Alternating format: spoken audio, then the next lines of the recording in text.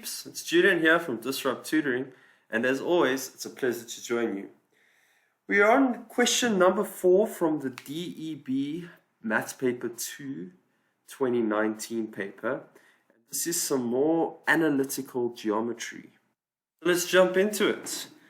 They've given us another diagram and they've given us some various points like M and stated that that's the center of the circle, which is important to note. And they've also given us that T is the tangent of the circle, and they've also given it that it's missing the Y value. They've just labeled it as B, and that S is the midpoint of PK. So 4.1 then asks us to, if given that the radius of the circle is 5, show that B equals 4. So we're going to have to calculate that B value that's in T. So to start this out, we need to find what the standard formula for the circle is. So remember, the standard formula is x minus a squared plus y minus b squared should equal r squared. So now they're basically telling us now that r squared is, well, r is 5, which is your radius. So we can then substitute in some values. So we have that this becomes x minus 2. So we get this 2 from, because they said that M is the midpoint, so 2 is your A value, which is over there, squared, plus, and again, it's y minus the y value of your midpoint, which becomes 1 squared, equals 5 squared. So we can substitute in that 5 because they've told us that the radius is 5. And then to calculate B, we can, because we know that this line, the point T is on the circumference of the circle, we can substitute that point in. So we substitute in minus 2 for the x value. So sub in T, and we get that, as I said, this becomes minus 2. Still minus 2 squared plus, and remember it's now y minus 1 squared equals 25. And then 2 minus 2 minus 2 minus 2 is minus 4 squared, becomes 16 plus b minus 1 squared equals 25. Take the 16 to the other side, so we minus 16 from both sides. We're left with b minus 1 squared should equal 25 minus 16. That becomes 9. So we know that b minus 1 squared equals 9. We square root both sides to get rid of the square. So we know that b minus 1 equals plus or minus 3. So then, therefore, b equals either 3 plus 1 or b equals minus 3 plus 1. So b equals 4 or b equals minus 2. And looking at the diagram, we can see that T, the value of B is definitely a positive Y value because it's above the x-axis. So that means that B can't equal minus 2. So therefore B equals 4. Okay, and on to 4.2, where they've asked us to determine the coordinates of K. K is this point on the diagram over here. So for this one, 4.2.1, they've stated that the radius Km produces L, which is outside the circle, such that KML is parallel to the y-axis. So from this we can deduce that this line that goes down here is parallel to y, which means that your x value over here will equal your x value over there. So therefore your x value will also equal 2. And now we need to calculate your y. And they've told us that at this point m is 1 and this radius is 5 units. So to get from m down to k, we need to minus 5 units. So therefore, your y will equal the 1 minus your radius, which equals 1 minus 5, which is going to be minus 4. So therefore, your value of k is 2 and then minus 4. And then 4.2.2 is determine the tangent LTP in the form of y equals mx plus c. So this is this line here, LTP.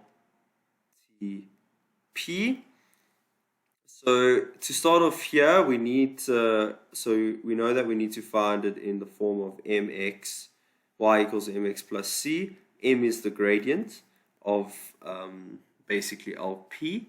But they have also told us that this line here is the tangent, and we can use the tangent of a line going through the center, and the tangent forms at 90 degrees. So, and we have the gradient, or if we find the gradient of this line over here, Tm, we can then use the fact that gradients, the product of two gradients, if it equals minus 1, they are perpendicular, and we know that they are perpendicular because of Tm. So we start off by saying that the gradient of mt will equal the change in, again, change in y, the change in x, same as before. We know that this point t, remember we found out that b was 4 in the previous question. So we know that it's going to be 4 minus 1. So I'm getting that 1 from m and the 4 from t, over x2, which is your minus 2, minus x1, which of course is your 2. So you get that that equals 3 over minus 4. So then, as I said, that mt, the gradient of mt times the gradient of LP should equal minus 1, and this is because of radius is perpendicular to tangent. Also, we know that mt is 3 over 4, negative 3 over 4, times the gradient of LP is going to equal minus 1. You do some algebra, so therefore we get that the gradient LP should equal 4 over 3. And from that we can then, so now we know that y equals 4 over 3x plus c. We have to calculate c, and we also have the point t, so we can substitute in 4 for your y equals 4 over 3 times the minus 2 for your x plus c, and then again, so we know that this becomes 4 equals minus 8 over 3 plus c. Therefore, c equals, doing some algebra, 20 over 3. I've got a little bit of space here, so I'm going to rewrite the final answer as y equals 4 over 3x plus 20 over 3. And that's the final answer for 4.2.2. And on to the next question, asks us to then calculate the area of triangle LPK. So I'll clear this out to make up some more space. And so this triangle they're referring to is this LPK, which is basically that triangle over there. And if you see here, it's going to come in later, but we've got that if we extend this line over here and join it at 90 degrees, we have that perpendicular height.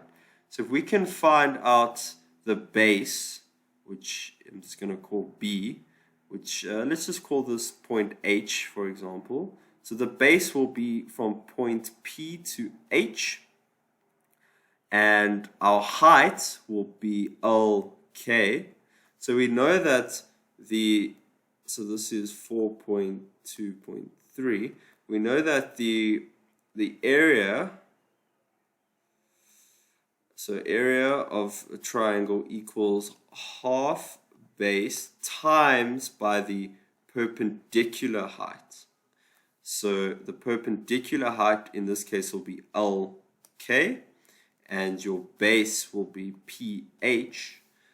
So let's calculate LK.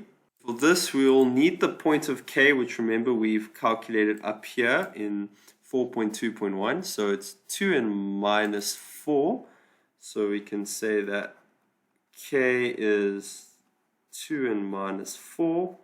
And we also need the fact that from this question, we calculated that the equation of LTP is 4 over 3x plus 20 over 3. So y equals 4 over 3x plus 20 over 3. We're going to need those two bits of information to calculate this L. So as stated, we know that K is 2 and minus 4. So, and just like how we remember, they told us that these two lines are parallel. So just how we calculated for K, we can then do the same thing for L in the fact that we know the M value for L will be 2 as well. So the X value for L will be 2. So X will be 2. And then, so now we need to find out Y, and they've given us the equation of this line over here. So we can substitute that value in for 2, for X. So Y equals 4 over 3 times by that 2 plus 20 over 3. Put that all in your calculator, and you get that Y equals 28 over 3. So now we know that we have the point L is at 2 and 28 over 3. So therefore, to get what LK is, LK will equal, so we know that, as I said, it's 2 and minus 4 here for K. So we know that this is at minus 4, and we know that L is at 28 over 3. So if we find the difference between these graphs, so basically the Y component of L, so 28 over 3, minus, to find the difference, so minus that minus 4 from K, which is over here, is what that height equals. So 28 over 3 minus 4, 40 over 3. So that's given us our perpendicular height from the formula. And now we need to calculate what the base is. That can be done by finding out this coordinate of P. And they've also told us that S is the midpoint of PK. So therefore, we know that the midpoint, your X value, is going to be X1 plus X2 over 2. So we know that X1 plus X2 over 2 is going to equal this negative 4.5, because they've told us that that's the midpoint, so negative 4.5. And we know that, therefore, so if we substitute in that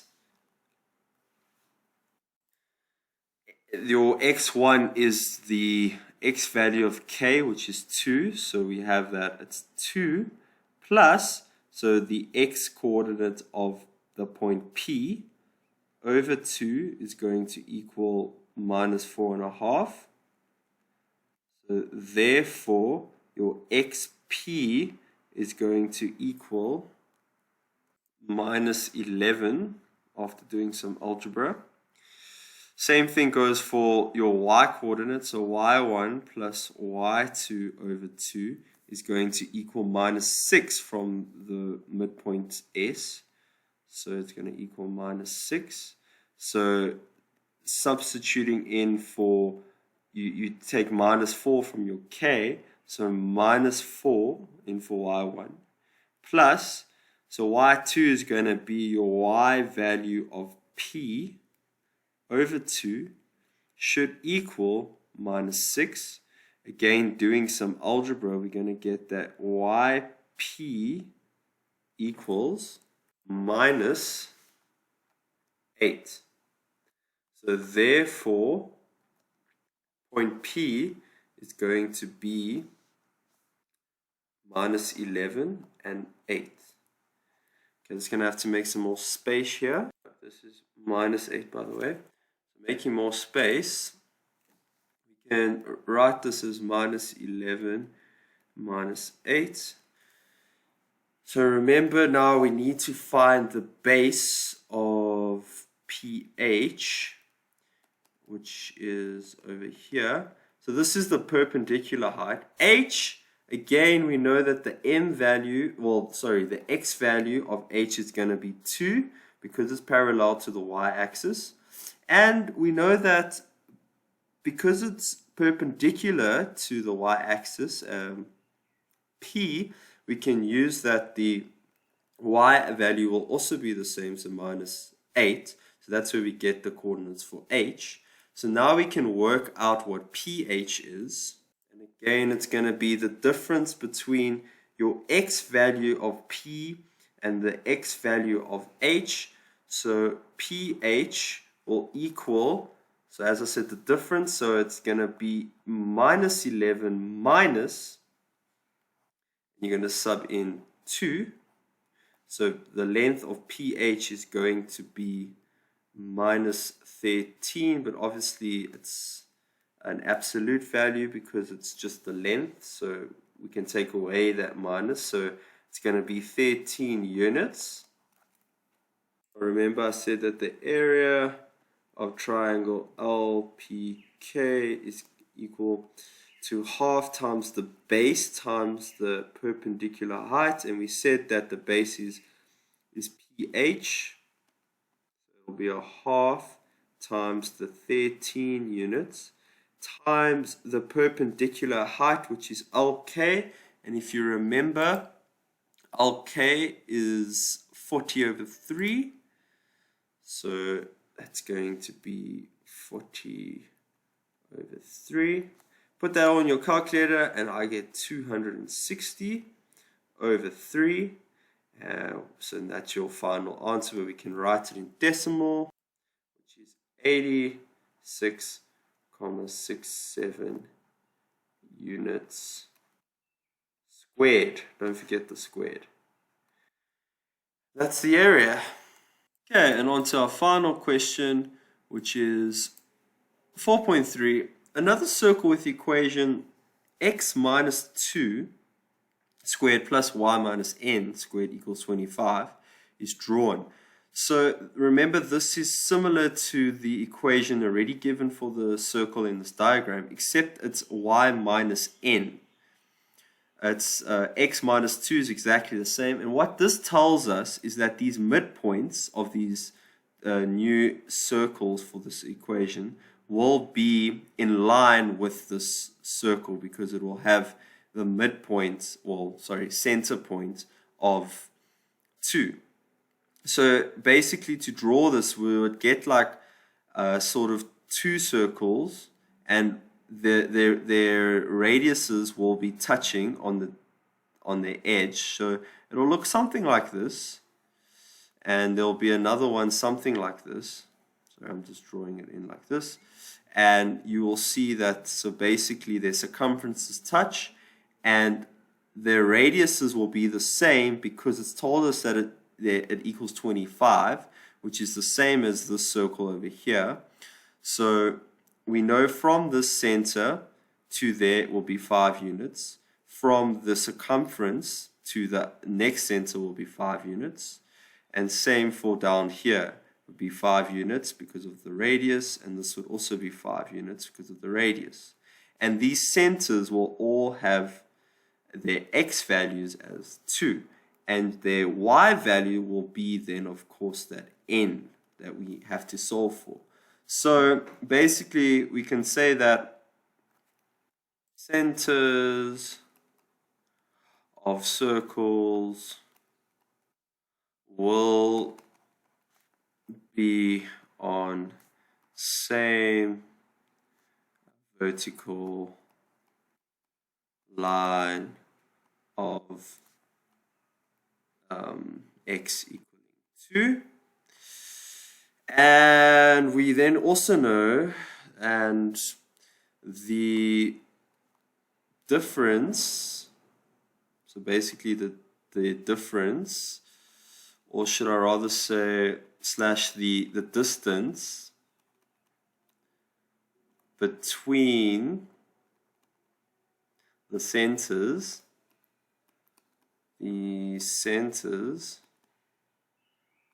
will be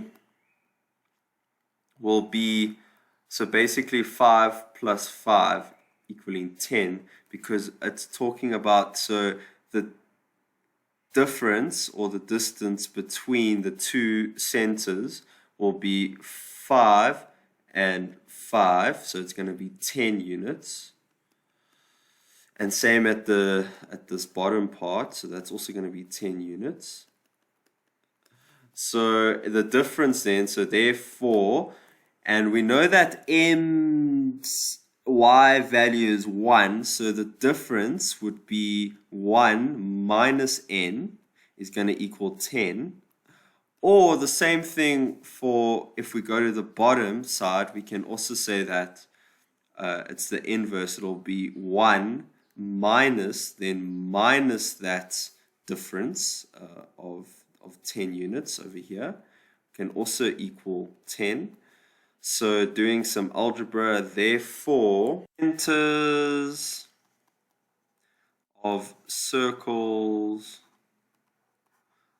will be on same vertical line of x equaling 2, and the distance or slash the difference between centers is 5 plus 5, which equals 10. And the reason why I'm saying this is they're saying at this center point and this center point, because the radius are both 5, we know that this distance here should be 10. And same thing goes from this point M to this second center at the bottom is also going to be 10. So that's what I mean by the differences. So then we can solve for n by saying, so as I said, therefore 1, so that's this y value of m, so minus, so the difference between your n value is going to give you minus 10. So I'm saying from down there to down there, it's going to be minus 10.